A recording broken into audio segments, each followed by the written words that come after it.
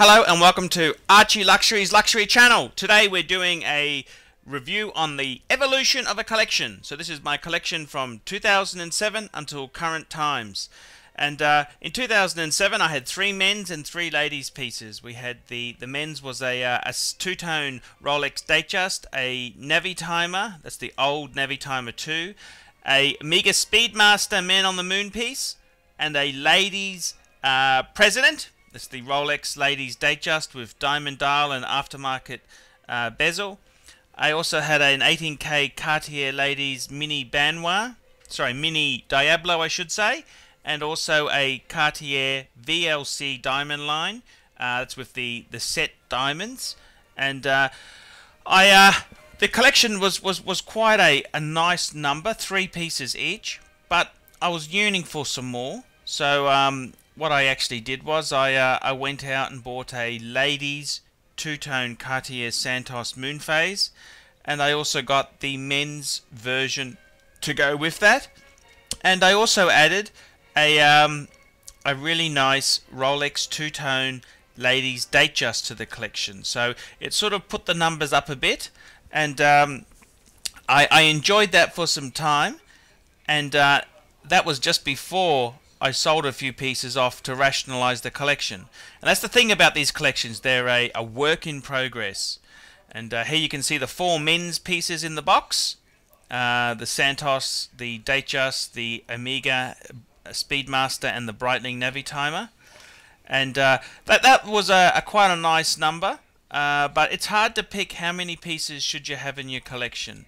So eventually the Santos, I did flick it, and in 2009 I started to really rationalize the collection. I got my holy grail piece. It was a Patek Philippe 5107 Calatrava in white gold, and to help fund it I had a small inheritance, but I also sold the Breitling Navy Timer and also the Omega Speedmaster.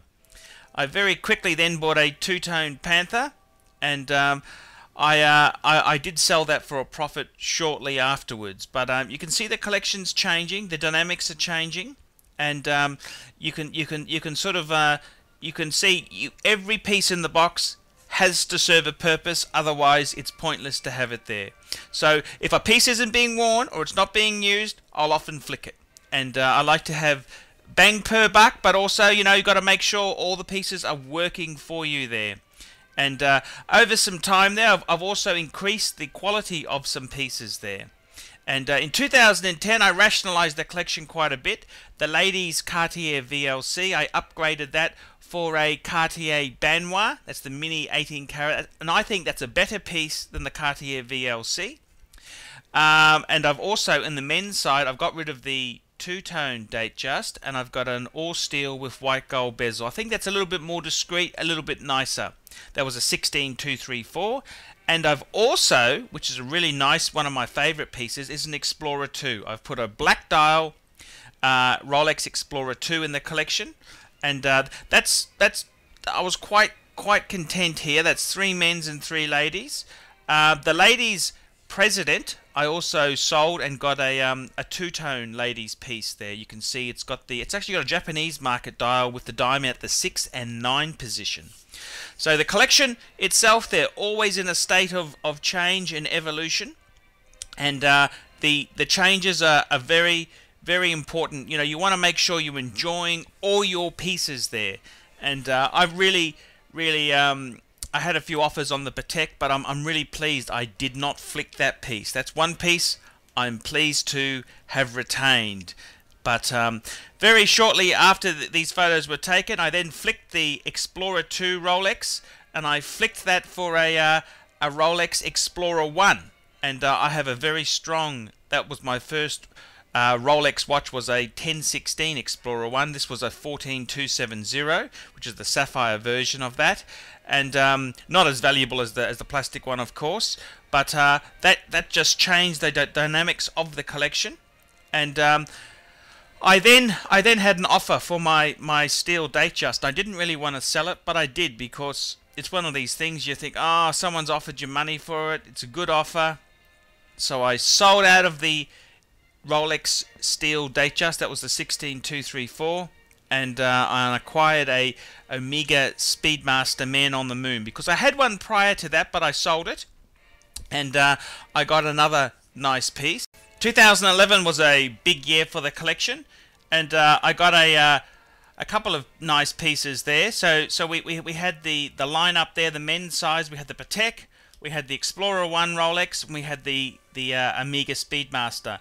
In the ladies' side, I gave my wife a present, which was a Cartier Centaur. That was a mechanical wind Cartier, but she didn't like it, so that was a mistake. Never buy things that people don't like. Even though I might like it, she didn't like it.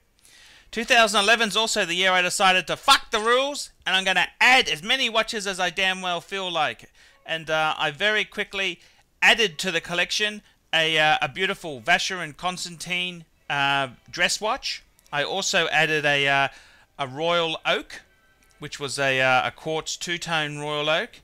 And I also, when I got rid of the Cartier Centaur, I added a steel ladies Datejust in the ladies section, and a Holy Grail piece in the ladies section, a steel and diamond Patek Philippe 24. So I've increased the quality of the collection there, and this collection now is got 12 pieces in total there, and you can see some really nice pieces. We've got the lineup, which is basically the men's side. We've got a Vacheron Constantin dress watch. We've got a Patek Philippe Calatrava. We've got an Audemars Piguet ultra slim dress watch. We've got a steel full-size Panther. We've got a Jaeger-LeCoultre Grand Reverso date. We've got a two-tone Audemars Piguet Royal Oak in quartz. We've got an Explorer 2 white dial, an Omega Speedmaster Man on the Moon, and in the ladies' side, we've got some great refinement has occurred here. We've got the Cartier Banois, the Cartier Diablo, a steel and white gold 69174 ladies Datejust, and a Holy Grail ladies piece, a Patek 24. So this is how the collection's evolved. Now, to believe it or not, I then went and fucked the dynamics up by selling off my Vacheron. I owed a little bit of money on the Patek, and had a really great offer on the Vacheron, and I sold it. But that's okay. It's a collection. It's an evolving thing. It's not a staid sort of object. It's an object it's a collection that's constantly changing and constantly being redefined. So there you have it. I'm hoping to add a diving sort of watch to the collection soon. There's no rush. I'm at a content stage there, but you can see collections evolve over time. And as they evolve, hopefully what you try and do is improve the quality of the pieces. And I've got to say there, you know, I don't think a collection is ever perfect. You're constantly redefining what you like and what you enjoy. And the other thing is too, sometimes people get really sad. They say, oh, I sold this piece and this. But hey, it's an evolving thing. A collection is a living thing, and I like nothing more than to reflect on how my tastes have changed over time. But if you've got a piece that you really love, don't sell it. And I think that's one thing I've found with my Patek. It's a keeper. My Jaeger-LeCoultre, it's also a keeper. And I dare say it, my Rolex Explorer 2 is a keeper. I hope you've enjoyed having a look at my evolution of my collection. And please continue to have a look at some of my other videos. And let me know what you think.